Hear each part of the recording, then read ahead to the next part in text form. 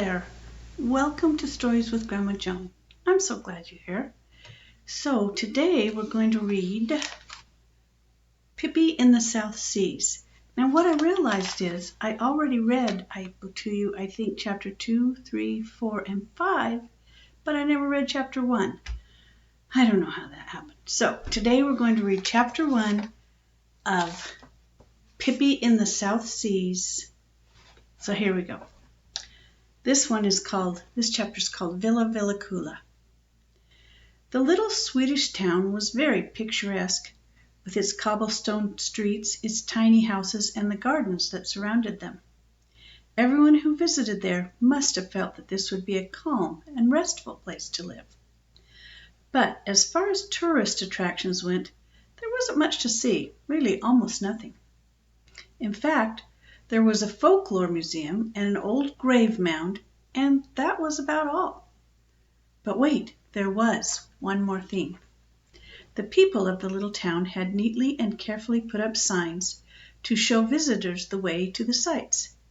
To the folklore museum was printed in large letters on one sign with an arrow underneath, and to the grave mound read another sign. There was still a third sign, though, saying in rather crooked letters, "To Villa Villakula."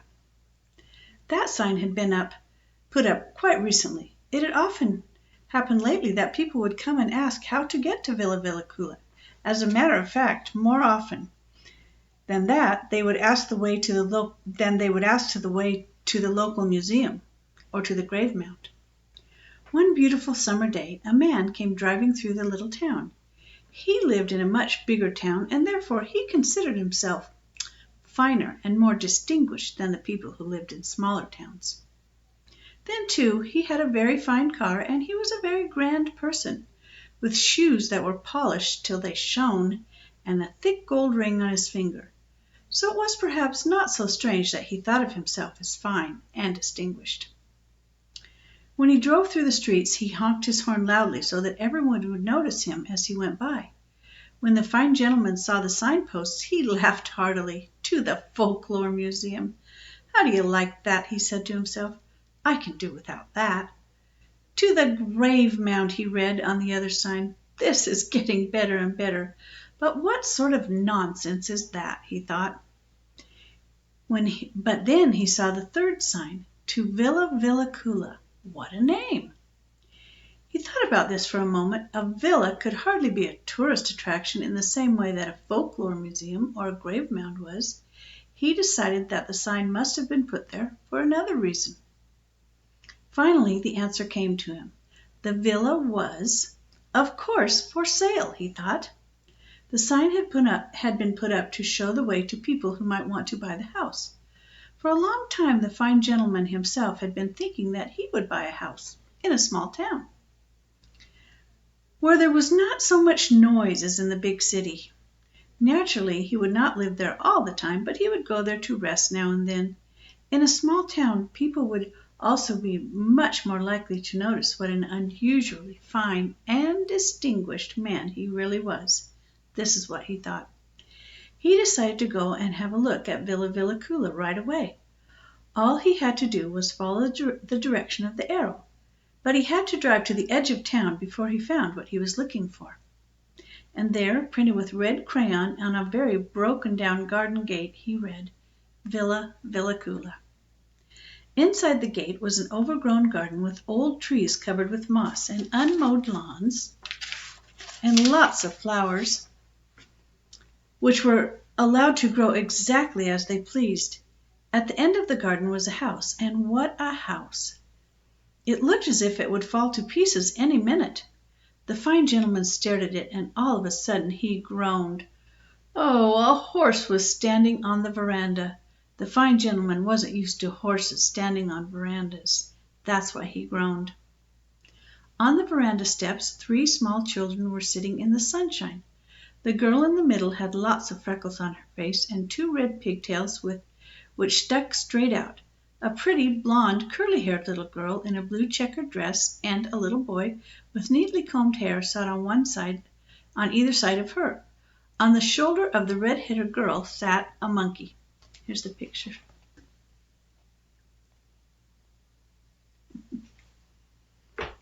The fine gentleman was puzzled. He must have the very wrong house, he thought. Surely no one would think there was a possibility of selling such a tumble-down shack. "Listen, children," he called out to them. "Is this miserable hovel really Villa Villicula?" The girl in the middle, the red-headed one, got up and came to the gate. The other two trudged slowly behind. "Lost your tongue?" said the fine gentleman before the red-headed girl had reached him. "Is this shack Villa Villicula?" he asked again. "Let me think," said the red-headed girl, and frowned. "It isn't the museum, and it isn't the grave mound. Now I have it," she cried. "It is Villa Villicula." "Don't be so rude," said the fine gentleman, and got out of the car. He decided to take a closer look at the place. "I could, of course, tear down this house and build another one," he mumbled to himself. "Yes, let's start right away," cried the red-headed girl. She ran back to the house and briskly started to rip a few boards from the gable. The fine gentleman paid no attention to her. He wasn't interested in children, and besides, he now had something on his mind. The garden in its wild state really looked quite pleasant and attractive in the sunshine. If a new house were built, he thought, and the lawns cut, and the paths raked, and the flowers properly planted, then even a very fine gentleman could live there. The fine gentleman decided, yes, he would buy Villa Villicula. He looked around, trying to think of more ways to improve the place. Of course, the old moss-covered trees would have to go. He glared sourly at the old gnarled oak with its tremendous trunk and its branches which arched over the roof of Villa Villicula. "I'll cut that one down," he said with finality. The pretty little girl in the blue checkered dress cried out in a frightened voice, "Oh, Pippi, did you hear?" Unconcerned, the red-headed girl continued to skip around on the garden path. "Yes, I'll chop down that old rotten oak," the fine gentleman mumbled to himself. The little girl in the blue checkered dress stretched her hands toward him pleadingly. "Oh, no, no, don't do it," she said. "It's a wonderful tree to climb, and it's hollow, so we can play in it." "Nonsense," said the fine gentleman. "I don't climb trees. You ought to know that." The boy with the neatly combed hair came forward. He looked anxious. "But soda pop grows on that tree," he said imploringly, "and chocolate too. On Thursdays." "Listen, I think you kids have been sitting in the sun too long," said the fine gentleman. "Everything seems to be going round and round in your heads, but that's none of my business. I'm going to buy this place. Can you tell me where I can find the owner?" The little blue checkered girl began to cry, and the little boy with the neatly combed hair ran up to the red-headed girl, who was still skipping. "Pippi," he said, "don't you hear what he's saying? Why don't you do something?" "Why don't I do something?" echoed the red-headed girl. "Here I am, skipping for all I'm worth, and then you tell me I'm not doing anything. Skip yourself, and you'll see how easy it is." She walked over to the fine gentleman. "My name is Pippi Longstocking," she said, "and this is Tommy, and this is Annika." She pointed to her friends. "Is there anything we can do for you? Tear down a house or chop down a tree? Or is there anything else that needs to be changed? Just say the word." "Your names don't interest me," said the fine gentleman. "The only thing I would like to know is where I can find the owner of this place. I intend to buy it." The red-haired girl, the one called Pippi Longstocking, had gone back to her skipping. "The owner is quite busy," she said. She kept on skipping in a very determined way as she talked.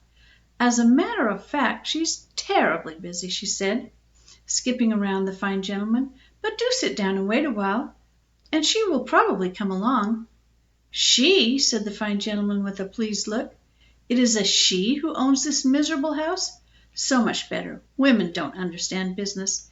In that case, there's a hope of getting it cheap." "One can always hope," said Pippi Longstocking. As there didn't seem to be any other place to sit down, the fine gentleman sat down on the veranda. The fine gentleman sat down on the veranda steps. The monkey anxiously leaped back and forth on the railing. Tommy and Annika were standing at a distance, looking at him in a frightened way. "Do you live here?" said the fine gentleman. "No," said Tommy, "we live in the villa next door." "But we come here to play almost every day," said Annika. "There will be an end to that now," said the fine gentleman. "I don't want any children running around in my garden. Children are the worst thing I know." "I think so too," said Pippi, and stopped skipping for a second. "All children ought to be shot." "How can you say that?" said Tommy, hurt. "Yes, I mean it. All children ought to be shot," said Pippi. "But that isn't possible, because then no nice little uncles would ever grow up, and we can't do without them." She was joking. The fine gentleman looked at Pippi's red hair and decided to have a little fun while he was waiting. "Do you know why you're like a newly lighted match?" he asked her. "No," said Pippi, "but I've always wondered." The fine gentleman pulled one of Pippi's pigtails quite hard. "Both of you are fiery on top. Ha ha ha ha." "One has to listen to a lot before their ears fall off," said Pippi. "How strange that I haven't happened to think of that before." The fine gentleman looked at her and said, "I really think you're the ugliest child I've ever seen." "Well," said Pippi, "you're not exactly a beauty yourself, you know." The fine gentleman looked hurt, but he didn't say anything. Pippi stood and looked at him in silence for a while with her head tilted to one side. "Do you know in what way you and I are alike?" she asked the man. "Just between us," said the fine gentleman, "I hope there is no likeness." "There is," said Pippi. "Both of us have big mouths, except me." A faint giggle could be heard from Tommy and Annika.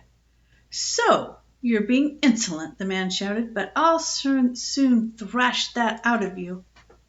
He reached out his fat arm to grab Pippi, but she quickly jumped to one side, and a second later she was sitting perched in the hollow oak tree. The fine gentleman gaped in astonishment. "When are we going to start the thrashing?" asked Pippi, as she made herself comfortable on a branch of the tree. "I have time to wait," said the gentleman. "Good," said Pippi, "because I'm thinking of staying up here until the middle of November." Tommy and Annika laughed and clapped their hands, but they shouldn't have done, because now the fine gentleman was very angry. When he couldn't reach Pippi, he grabbed Annika by the nape of the neck and said, "Then I'll give you a hiding instead. It seems as if you need one," he said. Annika had never in her life been spanked, and she let out a cry of pain and fright. There was a thud as Pippi jumped out of the tree. With one leap she was standing beside the fine gentleman. "Oh no," she said, "better not start a fight now." Then she grabbed the fine gentleman around his fat waist and threw him up in the air several times, and on her outstretched arm she carried him to the car and threw him down in the back seat. "I think we'll wait to tear down the house until another day," she said. You see, one day a week I tear down houses, but never on Fridays, because that is house cleaning day. Therefore, I usually vacuum the house on Friday and tear it down on Saturday. Everything has its own time, you know." With great difficulty the fine gentleman scrambled up to the steering wheel of the car and drove off in great haste. He was both frightened and angry, and it annoyed him that he hadn't been able to talk to the owner of Villa Villacula. He was anxious to buy the place and chase away these nasty children. Then he met one of the town policemen. He stopped his car and said, "Can you help me to find the lady who owns Villa Villacula?" "With great pleasure," said the policeman. He hopped into the car and said, "Drive to Villa Villacula." "No, she isn't there," said the fine gentleman. "Yes, I'm sure she's there," said the policeman. The fine gentleman felt quite safe with the policeman along, and he drove back to Villa Villacula as the policeman had told him to. He was very eager to talk to the owner. There is the lady who owns Villa Villacula," said the policeman, and pointed toward the house. The fine gentleman looked in the direction in which the policeman was pointing. He put his hand on his forehead and groaned. "Oh!" There on the veranda steps was the red-headed girl, that awful Pippi Longstocking, and on her outstretched arm she was carrying the horse. The monkey was sitting on her left shoulder. "Hi, Tommy and Annika," shouted Pippi. "Let's go for a ride before the next spectacular comes." "It's called spectacular," said Annika. "Is that the owner of the villa?" said the fine gentleman in a weak voice. "But she's only a little girl." "Yes," said the policeman, "only a little girl, the strongest little girl in the world. She lives there all alone." The horse, with the 3 children on his back, came galloping toward the gate. Pippi looked down at the fine gentleman and said, "It was fun to solve riddles with you a while ago. Come to think of it, I know one more. Can you tell me what the difference is between my horse and my monkey?" The fine gentleman really was not at all in the mood to solve riddles any more, but he had gained so much respect for Pippi that he didn't dare not answer one. "The difference between your horse and your monkey, that I really couldn't say," he said.